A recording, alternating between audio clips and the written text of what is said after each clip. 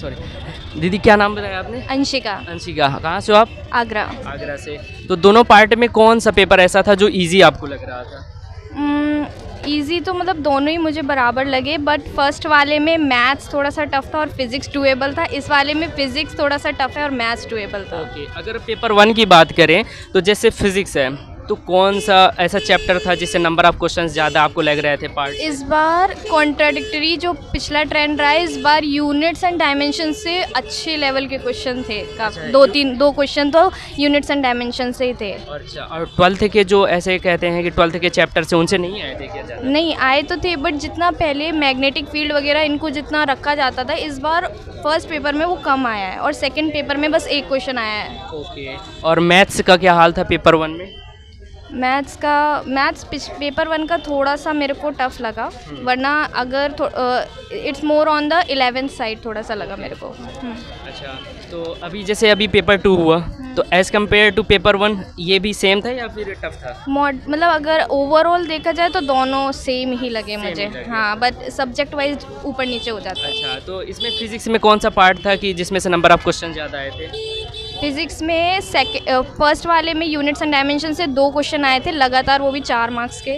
और सेकंड वाले में एक तो हाँ मैग्नेटिक फील्ड वाले से क्वेश्चन आए थे, वो भी अच्छे लेवल के। अच्छे लेवल के। और मैथ्स में क्या हाल रहा सेकंड पेपर मैथ्स में सेकंड पेपर में थोड़ा सा पीएनसी वगैरह ही कम आया, और प्रोबेबिलिटी के फर्स्ट पेपर में भी आए थे, सेकंड पेपर में भी आए हैं क्वेश्चन, और इसमें मैथ्स में सेकंड में फंक्शंस भी है। अच्छा, तो जैसे जैसे केमिस्ट्री स्कोरिंग रहती है, तो इस बार कैसा लग रहा था कि किस पार्ट से ज़्यादा आया है दोनों पेपर में, और मतलब क्या स्कोर सच में किया जा सकता था और अच्छे नंबर से?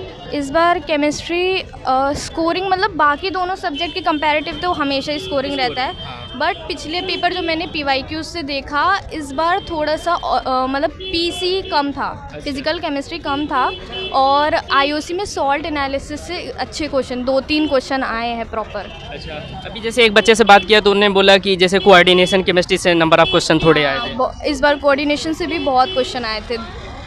हाँ, कोऑर्डिनेशन केमिस्ट्री से। अच्छा, तो आपको क्या लगता है एक्सपेक्टेड जो मार्क्स है आपके, की उम्मीद फिर भी? वो तो मैं नहीं बता सकती, वो जब मैं कैलकुलेट करूँगी खुद जाके तब मैं बता पाऊँगी। ओके, तो आपको ऐसा फिर भी एक जो आने वाले बच्चे हैं 2025 में, उनके लिए कुछ आप सजेशन देना चाहो कि, क्योंकि आप एग्ज़ाम दे के आए हो, अभी उनको क्या सजेशन देना चाहो कि कैसे पढ़ो आप लोग?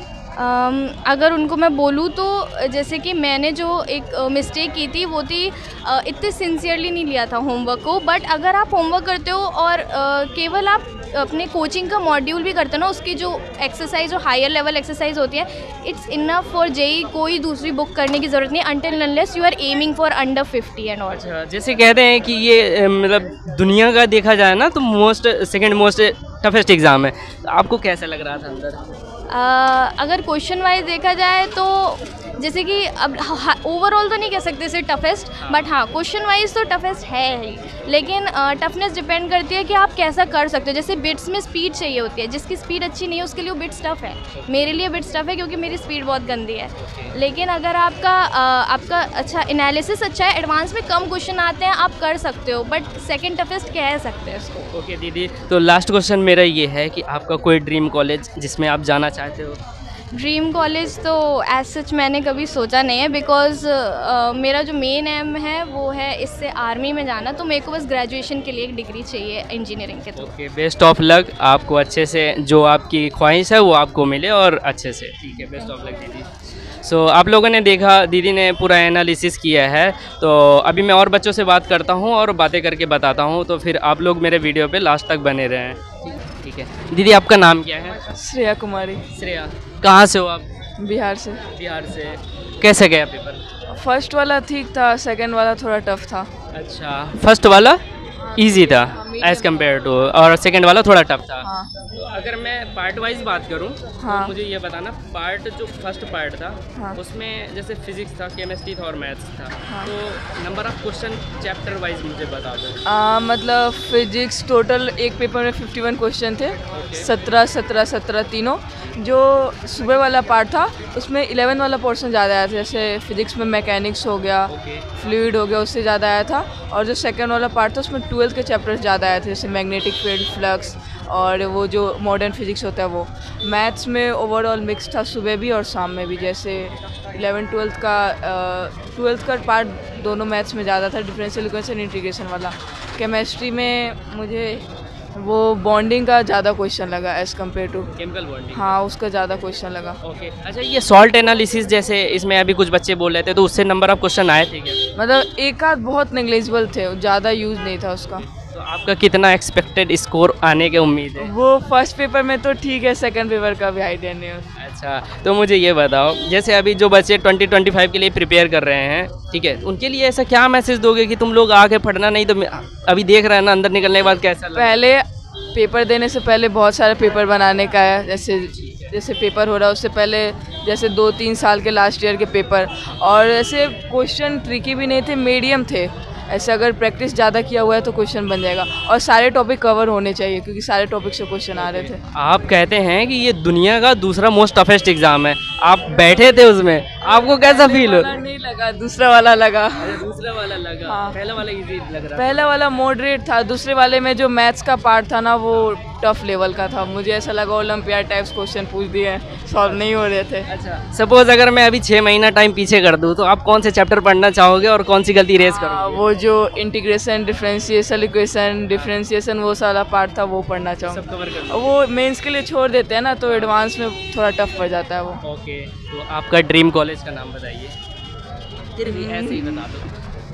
IIT Roorkee. IIT Roorkee. Best of luck, आपको होपफुली अच्छा मिलेगा, ठीक है। तो आप लोगों ने देखा कि दीदी ने जो भी था अपना एक्सपेक्टेड मार्क्स और ड्रीम कॉलेज, और जो गलतियां कर सकते हैं बच्चे वो ना करें, और आने वाले फ्यूचर में 2025 में जो एग्ज़ाम होगा उसके लिए आप कैसे प्रिपेयर कर सकते हैं दीदी ने बताया।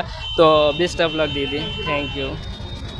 सो अभी हम और बच्चों से बात करेंगे और आपको पूरा बताते हैं जैसा भी होगा। सो हेलो भैया, आपका नाम क्या है? शशांक। शशांक, कहाँ से हो आप? मैं यूपी से हूँ। यूपी से? यूपी में कहाँ से? बरेली। बरेली। तो मेरे भैया ये बताना कि पेपर 1 और पेपर 2 कौन सा पार्ट टफ था, कौन सा इजी लगा? मतलब पेपर 2 मेरे को थोड़ा सा मतलब टफ लगा। अच्छा। हाँ, बाकी इसमें जैसे फिज़िक्स थोड़ा सा ठीक था। पेपर 1 में फ़िज़िक्स थोड़ा इजी था, और पेपर 1 में मैथ थोड़ा टफ था, अच्छा। और केमिस्ट्री मतलब था इजी। भैया अगर मैं एक बात पूछूं, जैसे पेपर 1 है, मान लीजिए कि मैथ्स है, तो मैथ्स में कौन से नंबर ऑफ क्वेश्चन ज़्यादा आए हैं, किस चैप्टर से आए थे? मैथ्स में जैसे कोनिक सेक्शन से क्वेश्चन आए हैं। अच्छा। हाँ, तो कोनिक सेक्शन से जैसे पैराबोला से क्वेश्चन आया है, इलिप्स से क्वेश्चन आया है, स्ट्रेट लाइन से, प्लेन्स से जैसे वेक्टर्स में क्वेश्चन आया है। तो मतलब वेक्टर और कोनिक मिला के 5-6 क्वेश्चन आए, मतलब 5-6 क्वेश्चन हाँ, आए। एक पेपर। और अगर फिजिक्स की बात करी जाए फर्स्ट पेपर में, तो नंबर ऑफ क्वेश्चन किससे तो ज़्यादा आए थे? उसमें भी जैसे ऑप्टिक्स से आया है। ऑप्टिक्स। हाँ, ऑप्टिक्स से 1-2 क्वेश्चन आए थे, और डॉपलर इफेक्ट से क्वेश्चन आए हैं। और केमिस्ट्री का क्या हाल था? केमिस्ट्री में रेडियो एक्टिविटी से क्वेश्चन आए हैं, जो कि मतलब शायद कट गया था वो केमिस्ट्री से, उससे क्वेश्चन आया है पेपर। और पेपर 2 में जैसे मैंने अभी लोगों से बात किया तो बोले कि मैग्नेटिज्म वाला पार्ट जो था थोड़ा क्वेश्चन आए थे, तो ऐसा सच है क्या?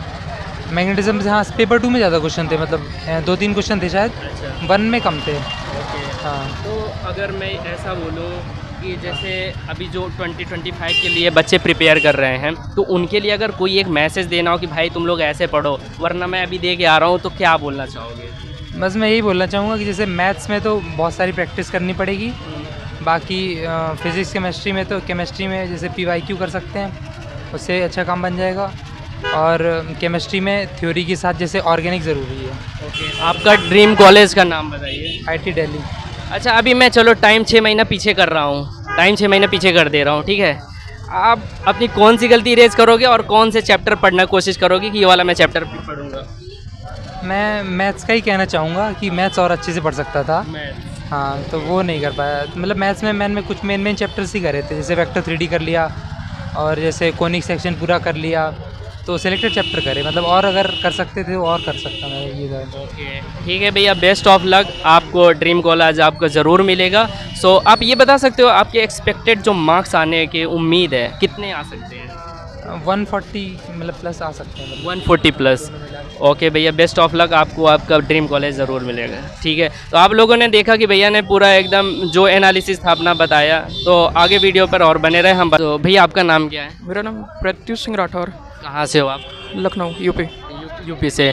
तो अगर पूछा जाए ना पेपर 1 और पेपर 2 में कौन सा इजी था, कौन सा टफ लगा? पेपर 1 कंपैरेटिवली इजी था, लेकिन पेपर 2 टफ था, क्योंकि पेपर 1 में फिजिक्स केमिस्ट्री थोड़ा सा मॉडरेट लेवल का था, इसमें तो थोड़ा सा टफ था ऑल ओवर, और मैथ तो दोनों में बराबर का ही था। अच्छा, अगर टफ वाले की बात करा जाए तो भैया जो जैसे अगर मैं मैथ्स की बात करूँ तो नंबर ऑफ क्वेश्चन किस चैप्टर से ज़्यादा आए थे? वेक्टर 3D कोऑर्डिनेट यही सारे बहुत ज़्यादा मतलब था, और फिर डेफिनेट इंटीग्रेशन के क्वेश्चंस थे अच्छे खासे, तो फिर उसमें टफ ही था ऑल ओवर।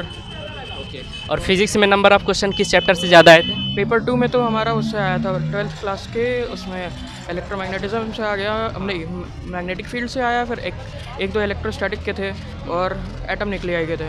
पेपर 1 में वही ऐसे ही सेम ही था, बट हाँ उसमें 11th के भी पोर्शंस थे। ओके, तो अगर मैं ऐसा बात करूँ कि जैसे मान लीजिए कि आपके जो एक्सपेक्टेड मार्क्स पूछूं तो कुछ ऐसा आइडिया दे सकते हैं कि? मैंने फर्स्ट पेपर अटेम्प्ट करा था 148 मार्क्स का।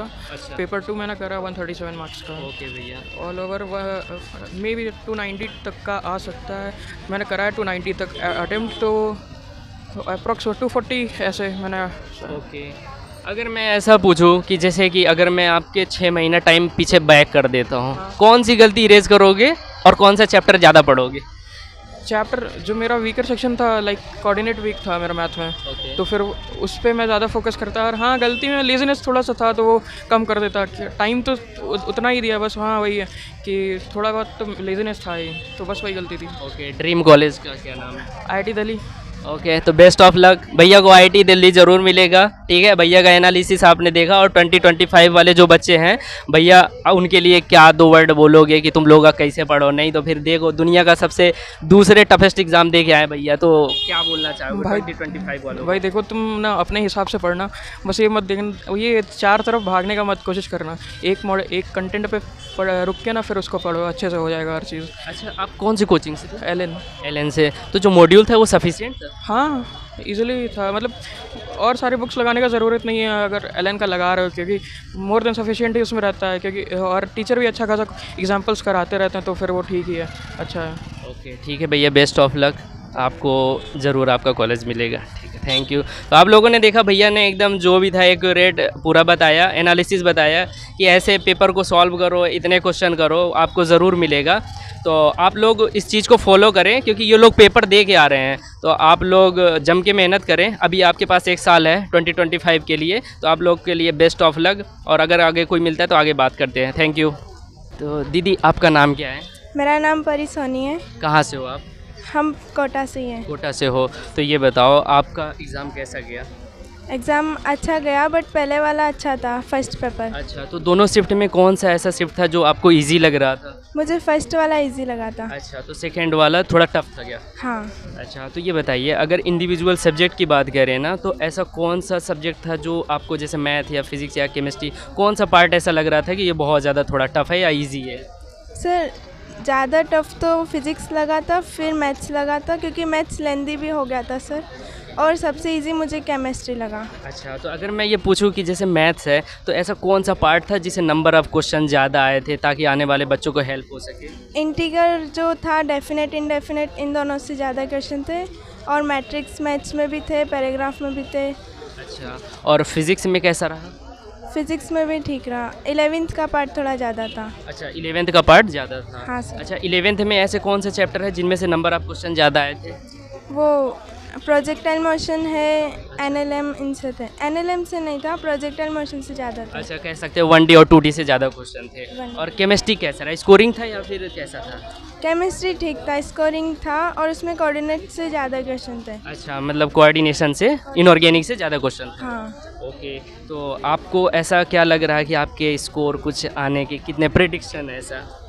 फर्स्ट पेपर में तो मैंने 40 के आसपास कर लिया था, और सेकंड का मेरे को अंदाज़ा नहीं है। अच्छा, मैंने ठीक है, तो आप बेस्ट ऑफ लक आपके लिए। और जैसे अभी जो 2025 के लिए बच्चे प्रिपेयर कर रहे हैं, उनके लिए आप 2 वर्ड में क्या मैसेज देना चाहोगे कि कैसे पढ़ाई करें? उनको बस पेपर है वो सॉल्व करना चाहिए। जैसे मैंने IIT मद्रास का 2017 का सॉल्व करा था, तो वो मेरे को थोड़ा इजी लगा था, और ये वाला मुझे थोड़ा हार्ड लगा है। अच्छा, तो इस बार भी IIT मद्रास ने ही कंडक्ट करवाया था? Yes sir. अच्छा, तो थोड़ा सा ये वाला टफ था इसका? हाँ sir. Okay, thank you, best of luck, आपको अच्छा कॉलेज मिले, ठीक है। Okay, thank you.